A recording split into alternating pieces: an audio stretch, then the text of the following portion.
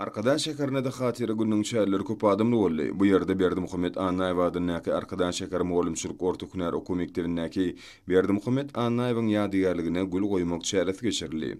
Çäre şekeriň ýolbaşçylary, jemgyýetçilik guramalarynyň bilim terbiýeçilik we beýleki idaralaryň wekilleri, mektep muallimleri, hormatly ýaşlylar we kümüş taşly eneler şeýle şekeriň ýaşaýjylar gatnaşdylar.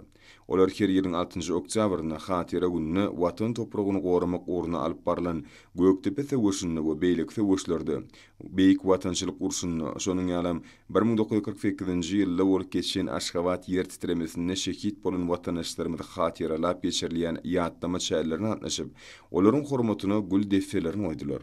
Çünki edermellikde we gahrymançylykda halkymyzy yer ýüzüne tanadan merdany pederlerimiziň ýaty ýadygarlygy ýaşap ýören nesillerin ýüreklerini hiç haçan öçmeýär. Ýowy TV hadisalaryň kalbymyza salan ýylary hiç wagt unutulmaýar. Häzirki wagtda gahrman arkadamyzyň asly ýolgularynyň, arkadagy gahrman ferdarmy tarapyndan üstünlikli dowam etdirilmegi netijesinde ýurdumyz awadan we gülle besýän diýara urulyp, şol bir wagtda sevitde deňtaý bolmadyk akylly şäheriň watany boldy.